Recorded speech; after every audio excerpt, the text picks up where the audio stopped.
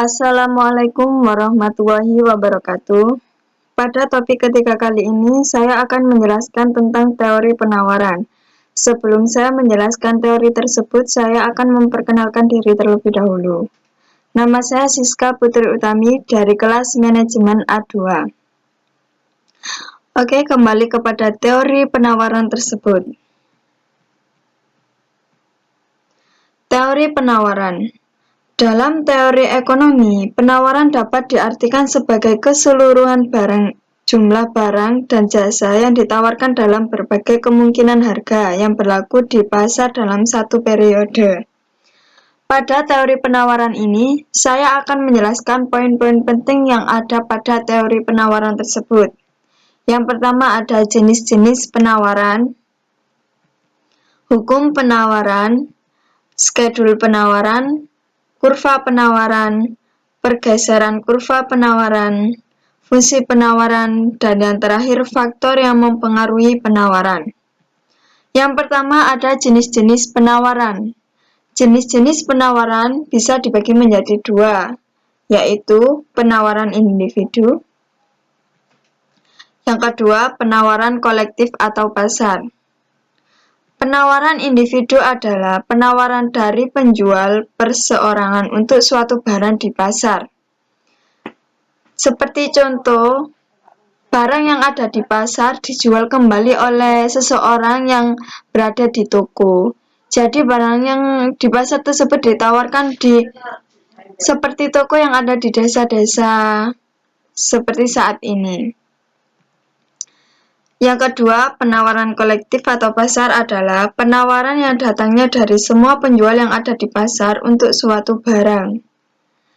Pada penawaran kolektif ini, yang saat ini digunakan oleh warga masyarakat Indonesia, penawaran yang ditawarkan yang ada di pasar oleh para penjual-penjual yang menawarkan semua barang dagangannya. Yang kedua, hukum penawaran.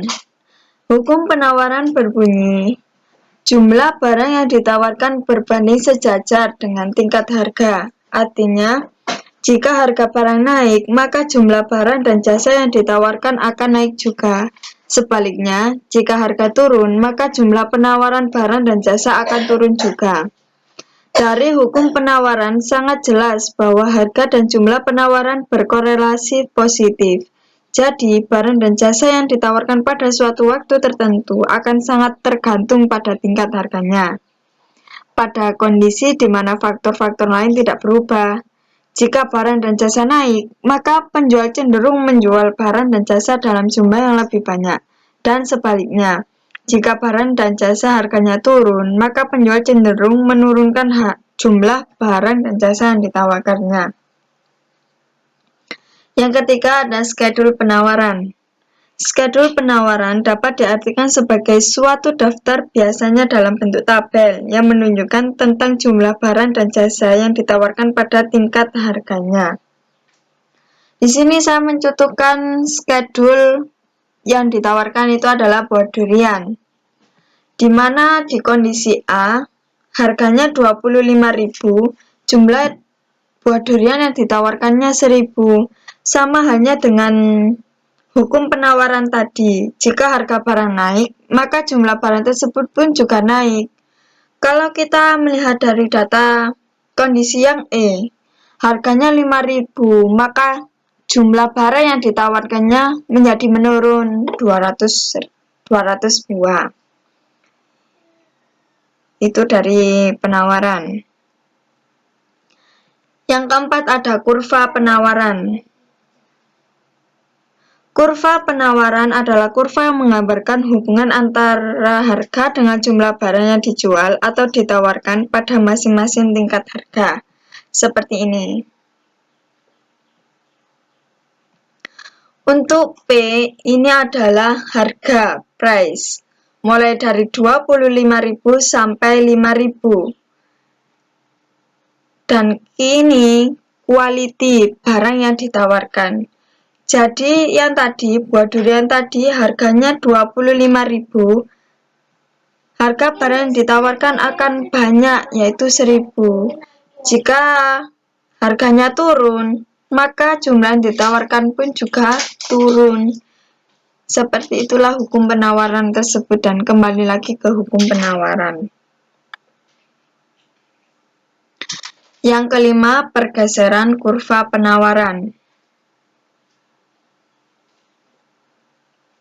Bentuk kurva penawaran dapat bergeser ke kanan jika jumlah barang yang diproduksi melimpah karena kemajuan teknologi atau karena laba yang diinginkan. Sebaliknya, kurva penawaran bergeser ke kiri jika jumlah produksinya menurun, seperti ditunjukkan dalam gambar di bawah ini. Nah, ini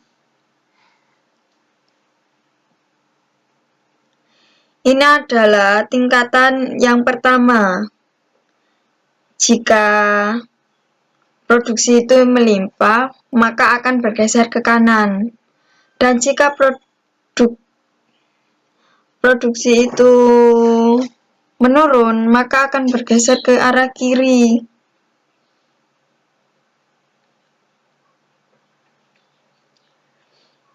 Ini adalah bisa dikatakan menjadi harga awal, penawaran awal.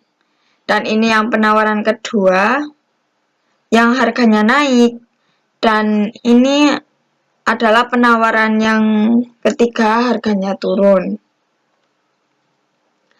6. Fungsi penawaran.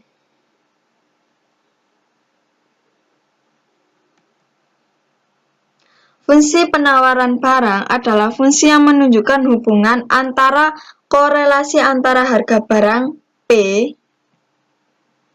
dengan jumlah barang Q yang ditawarkan. Fungsi penawaran sesuai dengan hukum penawaran yang menyatakan bahwa bila harga barang naik, maka jumlah penawarannya bertambah, dan bila harganya turun, maka jumlah penawarannya berkurang. Melalui fungsi penawaran dapat diketahui hubungan antara variabel bebas, yaitu harga, dan variabel terikat, yaitu jumlah barang yang ditawarkan, dengan asumsi faktor-faktor lain tetap. Hubungan antara harga barang dengan jumlah barang yang ditawarkan adalah positif. Ini semua adalah positif ya. Secara sederhana, fungsi penawaran linear dapat dinyatakan dengan persamaan seperti ini. P sama dengan A ditambah B Q, atau Q sama dengan A tambah B P. Dengan keterangan, Q adalah jumlah barang yang ditawarkan, P adalah harga barang per unit, A adalah angka konstanta atau berubah angka, B. Gradien atau kemiringan yang ada hurufnya. Adapun syarat fungsi penawaran adalah nilai A boleh positif atau negatif, tetapi nilai B harus positif. Seperti itu. Untuk yang terakhir, ada faktor yang mempengaruhi penawaran. Yang pertama ada harga barang itu sendiri. Apabila harga barang yang ditawarkan mengalami kenaikan, maka jumlah barang yang ditawarkan juga akan meningkat. Sebaliknya, jika harga barang yang ditawarkan turun, jumlah barang yang ditawarkan penjual juga akan turun. Yang kedua, ada harga barang lain. Apabila harga barang lain meningkat, maka penjual akan meningkatkan jumlah barang yang ditawarkan. Penjual berharap konsumen akan beralih dari barang lain ke barang lain yang ditawarkan, karena harganya lebih rendah. Yang ketiga, biaya produksi. Biaya produksi berkaitan dengan biaya yang digunakan dalam proses produksi, seperti biaya untuk membeli bahan baku, biaya untuk gaji pegawai, biaya untuk bahan-bahan penolong, dan sebagainya. Apabila biaya-biaya produksi meningkat, maka harga barang-barang diproduksi akan tinggi. Akibatnya produsen akan menawarkan barang produksinya dalam jumlah yang sedikit. Hal ini disebabkan karena produsen tidak mau rugi.